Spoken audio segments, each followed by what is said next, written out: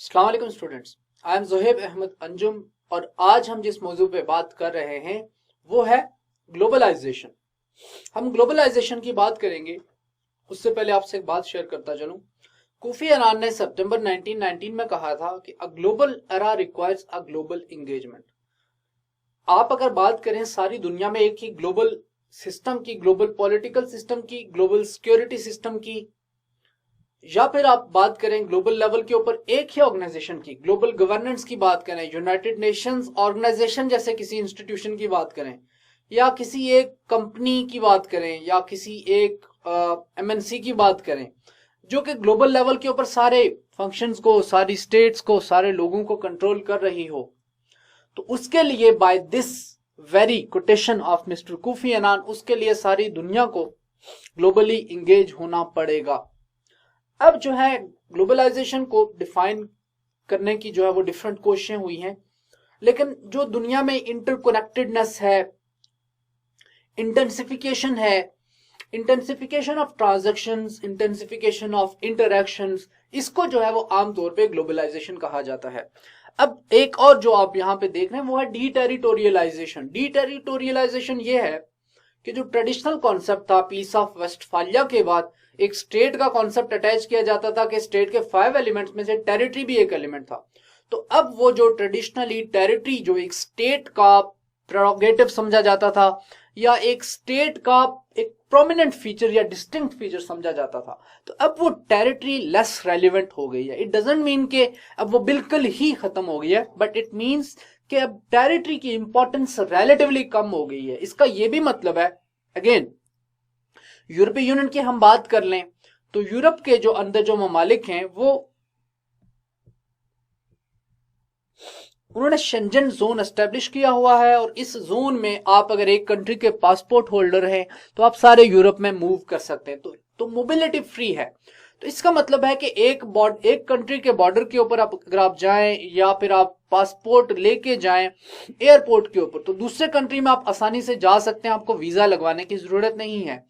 तो वो जो ट्रेडिशनल कॉन्सेप्ट था बॉर्डर चेक्स का, इमिग्रेशन चेक्स का, या कस्टम के इन्फोर्समेंट के जो मामला थे वो काफी हद तक कम हो गए। इसको कहा जाता है डीटेरिटोरियलाइजेशन। फिर इंटीग्रेशन है, इंटीग्रेशन ऑफ इकोनॉमीज है, इंटीग्रेशन ऑफ पॉलिटिक्स है, इंटीग्रेशन ऑफ सिक्योरिटी है, इंटीग्रेशन ऑफ फॉरेन पॉलिसी है, इंटीग्रेशन ऑफ सिक्योरिटी पॉलिसी है, इंटीग्रेशन ऑफ इकोनॉमिक एक्टिविटी है, इंटीग्रेशन ऑफ इंफ्रास्ट्रक्चर है, इंटीग्रेशन ऑफ इंटरनेट है, इंटीग्रेशन ऑफ ग्लोबल ट्रेड की जो डिफरेंट ऑर्गेनाइजेशंस हैं, जो फाइनेंशियल इंस्टीट्यूशंस हैं, फंक्शंस हैं, फ्री ट्रेड एरियाज हैं, ग्लोबल लेवल के ऊपर ओशंस में एक्टिविटी हो रही है, स्टूडेंट एक्सचेंजेस हैं, तो ये सारी आपस में इंटीग्रेशन की मैनिफेस्टेशंस हैं।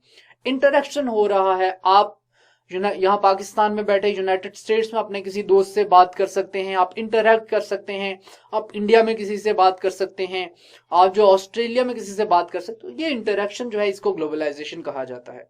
लेकिन आईएमएफ की जो डेफिनेशन है वो प्योरली फाइनेंशियल और ट्रांजैक्शन के कॉन्टेक्स्ट में। आईएमएफ कहता है कि growing interdependence of countries worldwide through increasing volume and a variety of cross-border transactions in goods and services। तो गुड्स में और सर्विसेज में जो क्रॉस बॉर्डर ट्रांजैक्शंस हो रही हैं, free international capital flows, state to state जो कैपिटल की मूवमेंट है वो अगर फ्री हो, and more rapid and wide spread diffusion of technology. अगर यूनाइटेड स्टेट्स में फॉर इंस्टेंस इमेजिन करें कि कोई एक हियरिंग डिवाइस आ जाती है, सुनने की डिवाइस आ जाती है, हियरिंग डिवाइस, तो वो पाकिस्तान में डफ और डम लोगों के लिए जरूरत है, तो वो वहां से आप आसानी के साथ वहां से यहाँ पे मंगवा सकते हैं। तो ये एक टेक्नोलॉजी या कोई एक इंस्ट्रूमेंट है, कोई एक ऑपरेटर्स है, या कोई सॉफ्टवेयर है जो यूनाइटेड स्टेट्स में बना है, तो एकदम से वो दुनिया के दूसरे मुल्क में उसको दिया जा सकता है, पहुंच सकता है, फ्लो कर सकता है। तो ये जो सारा प्रोसेस है गुड्स का, सर्विसेज का, कैपिटल का, लेबर का, स्टूडेंट्स का, टेक्नोलॉजी का, इंटरनेट का, बुक्स का, आइडियाज का, कल्चर का, सिविलाइजेशन का जो फ्लो है, इसको कहा जाता है कि ये है ग्लोबलाइजेशन। अगेन ये जो डेफिनेशंस हैं ये सारी की सारी, इनमें से एक्सक्लूजनरी डेफिनेशन कोई भी नहीं है, एक्सक्लूसिव कोई भी नहीं है। ग्लोबलाइजेशन इससे कहीं पे ब्रॉडर है। फिर हम देखते हैं कि दुनिया में ग्लोबलाइजेशन के डिफरेंट और एस्पेक्ट्स भी हम इसके ऊपर बात करते हैं। सबसे पहले है सिविल वॉर्स। अगर सीरिया में सिविल वॉर होती है तो इन्फ्लुएंस होता है यूरोप वाया इमिग्रेशन। अगर मैक्सिको में इकोनॉमिक सिचुएशन अच्छी नहीं है या लैटिन अमेरिका में किसी मुल्क में क्राइसिस चल रहे हैं तो लोग फ्लो करेंगे नॉर्थ की तरफ और यूएसए में इंटर होने की कोशिश करेंगे। पाकिस्तान में और इंडिया में जो पॉपुलर डेस्टिनेशन है इमिग्रेंट्स के लिए वो है कनाडा, यूनाइटेड किंगडम और यूएसए। अगेन इसी तरह से जब एक कंट्री में अफगानिस्तान में सिविल वॉर हो रही थी या फिर आजकल यमन में सिविल वॉर हो रही है, सीरिया में सिविल वॉर हो रही थी, लीबिया में सिविल वॉर हो रही है, तो ऐसे कंट्रीज से लोग मूव करते हैं दूसरे कंट्रीज में। ऐसे अजाइलम सीकर्स भी होते हैं, एक मुल्क से दूसरे मुल्क में चले जाते हैं। तो वो जो पुराना कॉन्सेप्ट था स्टेट का, नेशन स्टेट का, वो काफी हद तक कमजोर पड़ गया है। इसी को आप कहेंगे कि ये है ग्लोबलाइजेशन। इलीगल इमिग्रेंट्स मूव करते हैं, ड्रग्स की मूवमेंट होती है, नारकोटिक्स की मूवमेंट होती है, ट्रैफिकिंग होती है। तो ये सारे बाज जगहों पे हम देखते हैं कि ग्लोबलाइजेशन के फायदे हैं, बाज जगहों पे हम देखते हैं कि ग्लोबलाइजेशन के नुकसान है। अब अगर पाकिस्तान ईरान बॉर्डर की बात करें तो वहां से ऑयल स्मगल होकर पाकिस्तान में आता है, तो जिसकी वजह से वहां पे एक इनफॉर्मल इकोनॉमी जो है वो प्रॉप कर रही है। उसका नुकसान जो है वो पाकिस्तान की नेशनल इकोनॉमी को है। फॉर्मल इकोनॉमी में वो लोग डॉक्यूमेंट नहीं होते। ये एक तरह से इंटीग्रेशन का नुकसान है, ये एक तरह से बॉर्डर्स के कंट्रोल ना होने का नुकसान है। तो ऐसे ही इलीगल इमिग्रेंट्स का जो क्राइसिस है, जो यूरोप को स्पेशली फेस करना पड़ा है 2017 में और 2018 में, जिसकी वजह से हमने देखा कि यूरोप में पॉलिटिकल चेंजेस हुई, या फिर सोशल मीडिया मिसाल के तौर पे सामने आता है। अब अर्ली 2000 में सोशल मीडिया इतनी बड़ी फॉर्मिडेबल फोर्स नहीं थी जितनी वो आज है। 2011 में सोशल मीडिया से ही अरब स्प्रिंग स्टार्ट हुई और आप देख लें कि 2011 में, 2012 में, 2013 में मिडल ईस्ट का नक्शा ही बदल गया। किंगडम ऑफ सऊदी अरेबिया में प्रोटेस्ट हुए, तेहरान में प्रोटेस्ट हुए, सीरिया में क्या हुआ आपके सामने है, इराक में क्या हुआ आपके सामने है, तुनिशिया में क्या हुआ आपके सामने है, लीबिया में क्या हुआ आपके सामने है, कजाफी का हटाया जाना, और इजिप्ट में क्या हुआ, मार्शल लॉ वगैरह लगना, सारा आपके सामने है। तो ये सारा स्टार्ट हुआ सोशल मीडिया से। सोशल मीडिया एक मेहरबानी है ग्लोबलाइजेशन की। Evolution of transport, communication, goods, ideas, information, transportation, infrastructure. तो अब ये तो सारे इसके फायदे हैं, नुकसानात भी हैं। मिसाल के तौर पे अबोला वायरस का आउटब्रेक होता है सियरा लियोने में, अफ्रीका का एक मुल्क है। 2016 में अबोला का आउटब्रेक हुआ, 3-4 साल पहले 2015 और 2016 में अबोला का आउटब्रेक हुआ। तो ये जो अबोला वायरस है वो पड़ोसी ममालिक में अफ्रीका के फैलने लगा। तो जो वेस्टर्न कंट्रीज हैं उन्होंने सियरा लियोना से आने वाले तमाम लोगों के ऊपर पाबंदी लगा दी। मतलब खतरा यह था कि ये वायरस जो है वो ट्रेवल कर जाएगा। पाकिस्तान में पोलियो वायरस, अगर पाकिस्तान में अभी वाहिद कंट्री है शायद दुनिया का, 2 कंट्रीज हैं जिनमें से एक पाकिस्तान भी है जहां पर अभी स्टिल पोलियो वायरस पाया जाता है। तो अब वो पोलियो वायरस की इंसिडेंस की वजह से पाकिस्तानी जो भी बाहर जा रहे थे उनके लिए एयरपोर्ट्स के ऊपर एक सर्टिफिकेट प्रोड्यूस करना जरूरी था। ये भी नेगेटिव साइड है ग्लोबलाइजेशन की। जब आप इंटीग्रेशन की तरफ जाते हैं तो इस तरह के नुकसान भी होते हैं।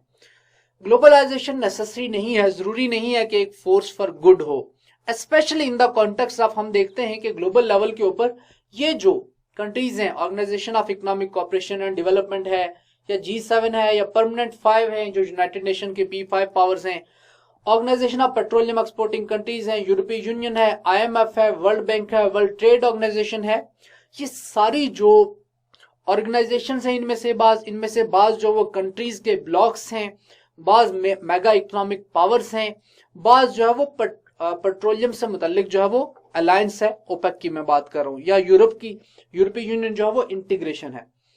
तो ये जो ब्लॉक्स बने हुए हैं या ये जो ऑर्गेनाइजेशंस हैं, हम देखते हैं कि ग्लोबलाइजेशन का सबसे ज्यादा फायदा इनको हुआ। ग्लोबलाइजेशन का सबसे ज्यादा फायदा इन कंट्रीज की जो कि इन ग्रुप्स में हैं उनकी पॉपुलेशन को हुआ, जिसकी वजह से अब इस आर्ग्यूमेंट को वैलिडेशन मिलती है इस फैक्ट से कि ग्लोबल लेवल के ऊपर दुनिया में जो इनकम लेवल्स हैं इनइक्वालिटी के जो लेवल्स हैं वो कंसिस्टेंटली राइज किए हैं। आपने 2080 का पढ़ा होगा, 2080 रूल। तो अगेन अगर आप दुनिया के 1% पॉपुलेशन को उठा के देख लें तो वो 3/4 ऑफ ग्लोबल रिजर्व्स या ग्लोबल रिसोर्सेज को कंट्रोल जो है वो 1% पॉपुलेशन ऑफ द वर्ल्ड करती है। इसमें स्टैगरिंग लेवल्स हैं इनइक्वालिटी के। तो ये सारा किस वजह से? ये सारा कैपिटलिज्म की वजह से। ये सारा जो मॉडर्न फाइनेंशियल सिस्टम है, जो general agreement on trade and tariff की वजह से, या फिर ब्रेटन वुड कॉन्फ्रेंस की मेहरबानियां आप कह लें इसको, या फिर आप इसको वाशिंगटन कंसेंसस की मेहरबानियां कह लें, या फिर इसको आप जो है वो इंटरनेशनल मॉनिटरी फंड की एक्सटेंडेड फंड फैसिलिटीज और इस तरह के प्रोग्राम्स की मेहरबानी कह लें, कि जिनकी वजह से जो लीस्ट डेवलप्ड कंट्रीज हैं वो पॉवर्टी के क्लचेस में फंसे हुए हैं, और जो ये डेवलपिंग कंट्रीज हैं वो डेवलप करते जा रहे हैं at the cost of these least developed countries. हमने देखा कि सयूल में प्रोटेस्ट हुए हैं। सयूल है साउथ कोरिया में। सयूल में ग्लोबलाइजेशन के खिलाफ प्रोटेस्ट हुए हैं। दुनिया में बहुत सारे लोग ऐसे हैं, बहुत सारी कम्युनिटीज ऐसी हैं, स्पेशली लीस्ट डेवलप्ड कंट्रीज में, अफ्रीका में, एशिया में, जो कैपिटलिज्म के खिलाफ हैं, जो ग्लोबलाइजेशन के खिलाफ हैं। तो globalisation is not always a force for good, ये बात आपने ज़हन में रखनी है। ग्लोबलाइजेशन में मैटर करता है जियोपॉलिटिक्स। ग्लोबलाइजेशन में बाज दफा रीजनलाइजेशन जो है वो ग्लोबलाइजेशन को नेगेट करती है। मिसाल है एसियान, मिसाल है सार्क, मिसाल है यूरोपियन यूनियन। अब यूरोपीय यूनियन के अंदर तो जो कंट्रीज हैं उनको प्रेफरेंशियल ट्रीटमेंट मिलेगा, उनके जो सिटीजन्स हैं उनका लिविंग स्टैंडर्ड तो दुनिया के बाकी तमाम रीजन्स के लिविंग स्टैंडर्ड से ज्यादा है, लेकिन उसकी कॉस्ट अगर मैं बात करूं, रॉ मटेरियल शायद वो एक्सट्रैक्ट कर रहे हूं अफ्रीकन से, अफ्रीकन कॉन्टिनेंट से, या एशिया के किसी कंट्री से कर रहे हूं, या फिर मैं अगर बात करूं यूनाइटेड स्टेट्स ऑफ अमेरिका की जो आर्म्स इंडस्ट्री है, तो उनकी आर्म्स इंडस्ट्री जो वाशिंगटन जिसको चलाता है, जिसको आप मिलिट्री इंडस्ट्रियल कॉम्प्लेक्स कहते हैं, शायद वो रन होती है मिडिल ईस्ट में जो वॉर्स चल रही हैं उन वॉर्स के ऊपर, शायद वो रन होती है किंगडम ऑफ सऊदी अरेबिया और ईरान जैसी पावर्स के दरमियान कॉन्फ्लिक्ट के प्रिवेल करने से, या शायद वो रन होती है दुनिया में जो सिविल वॉर्स मुख्तलिफ रीजन्स में मुख्तलिफ वक्तों में चलती रहती है, उनकी कंसिस्टेंसी से, उनके होने से। सिविल वॉर्स खत्म हो जाए, लोग लड़ना छोड़ दें, तो जो है वो बहुत सारे जो मनी मेकर्स हैं वो पैसा नहीं बना सकेंगे।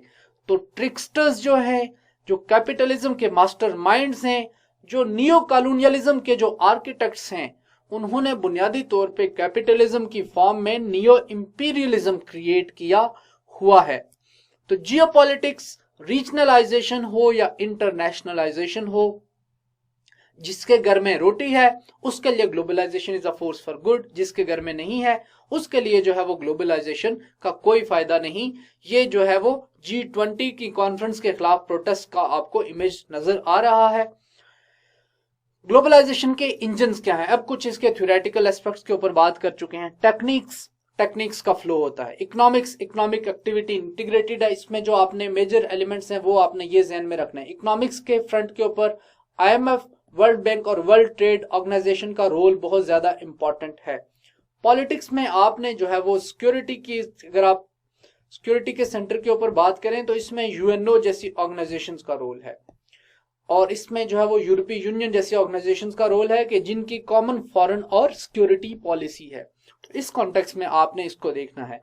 ये तीनों एस्पेक्ट अगर आप मिलाएं और इनमें इंटीग्रेशन हो, इनमें इंटरकनेक्टेडनेस हो, इनमें अगर इंटीग्रेशन हो, इनमें इंटरेक्शन हो, इनमें ट्रांजैक्शंस हो, तो उसको आप कहेंगे कि ग्लोबलाइजेशन हो रही है। वेस्टफालिया और ग्लोबलाइजेशन जो है वो 180 डिग्री के ऊपर अपोजिट हैं, एक दूसरे के जक्सटापोजिशन में हैं। वेस्टफालिया में 3 प्रिंसिपल्स की बुनियाद रखी गई थी: territoriality, sovereignty, autonomy and non interference. ये तीनों प्रिंसिपल्स जो हैं वो एक नेशन स्टेट सिस्टम की बुनियाद है। लेकिन ग्लोबलाइजेशन इन तीनों प्रिंसिपल्स को बाईपास करते हुए बात करती है एक ग्लोबल लेवल के ऊपर इंगेजमेंट की, जिसमें नेशनल बॉर्डर्स की, टेरिटरीज की कोई इंपॉर्टेंस नहीं है, और state to state interaction, state to state interdependence ही ज्यादा इंपॉर्टेंट है। और अगर ट्रेड का फ्लो होता है, गुड्स का फ्लो होता है, सर्विसेज का फ्लो होता है, कैश का फ्लो होता है, कैपिटल का फ्लो होता है, फ्री मार्केट्स ऑपरेट कर रही हैं, गुड्स का फ्रीली एक्सचेंज हो रहा है, इंडिविजुअल्स बेनिफिट कर रहे हैं, तो फिर जो है वो ऑल गुड है और ग्लोबलाइजेशन चल रही है। तो ग्लोबलाइजेशन और जो है वो वेस्टफालियन सिस्टम आपस में एक दूसरे के अपोनेंट हैं।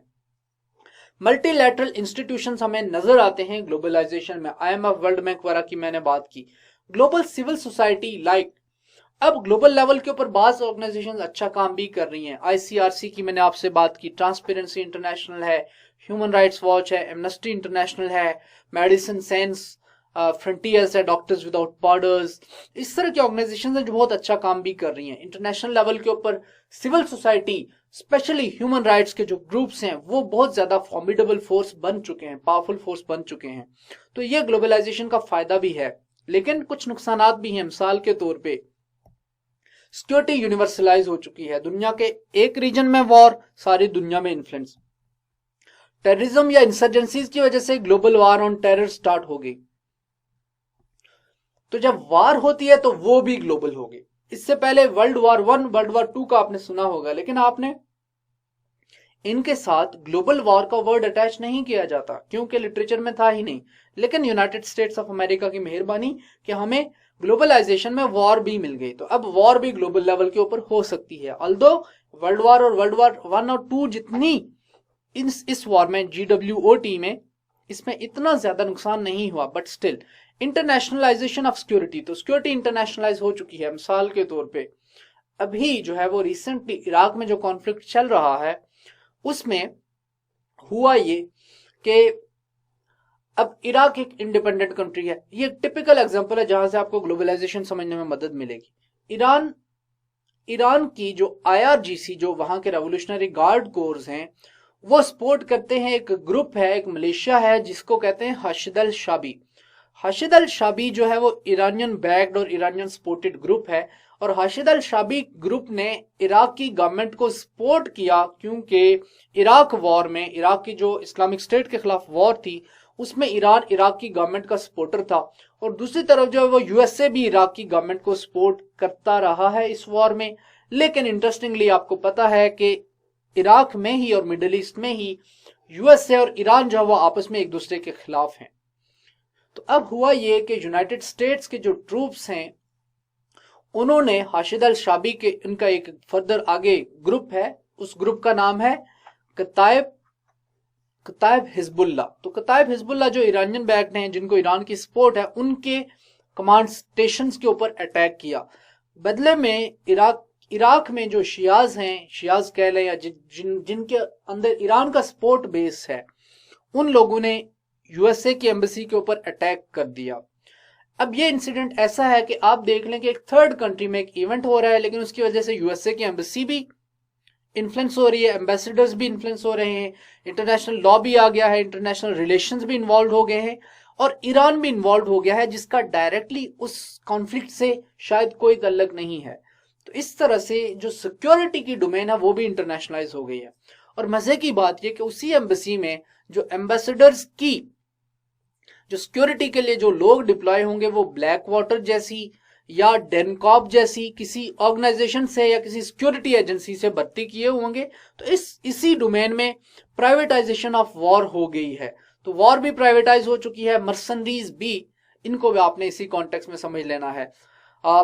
फेमस केस जो है वो रेमंड डेविस का, वो भी मर्सनरी था, ब्लैक वाटर के साथ काम कर रहा था, आपने उस केस को फॉलो किया होगा। कंट्रैक्टर्स हायर करके, मर्सनरीज हायर करके आजकल स्टेट्स वॉर करती हैं, तो वॉर भी आउटसोर्स की जाती है। अगेन ये एक मेहरबानी है ग्लोबलाइजेशन की। इसी टॉपिक को हम कंटिन्यू करेंगे आने वाली वीडियो में। अपना ख्याल रखिएगा, तब तक के लिए इजाजत दीजिए, अल्लाह हाफिज।